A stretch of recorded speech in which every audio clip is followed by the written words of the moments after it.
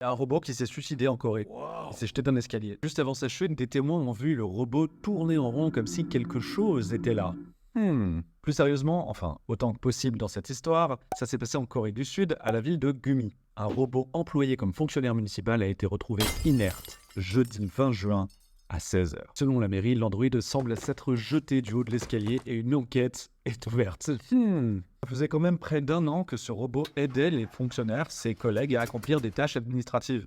Il était utile et aimé. Un de ses collègues a déclaré: il faisait officiellement partie de la mairie. Il était l'un des nôtres. Il travaillait comme les autres de 9h à 18h. Il avait même sa propre carte, peut-être même qu'il buvait des cafés à la machine à café. À la différence de ses autres collègues robots qui étaient cantonnés à un seul niveau, lui, il pouvait même prendre l'ascenseur. Qu'est-ce qu'il est venu foutre dans les escaliers? La presse locale coréenne s'est emparée du sujet et a fait des gros titres trop marrants du genre: est-ce que le travail était trop dur pour le robot finalement? Il faut savoir aussi que la Corée du Sud, c'est le pays où il y a la plus forte densité robotique au monde. Il y a un robot pour 10 employés. La triste fin à cette histoire, c'est que le conseil municipal de Gumi n'envisage pas à ce jour d'adopter un nouveau robot. J'adore ces histoires. C'était impossible qu'elles se passent il y a 5-10 ans. Impossible. C'est des histoires d'aujourd'hui.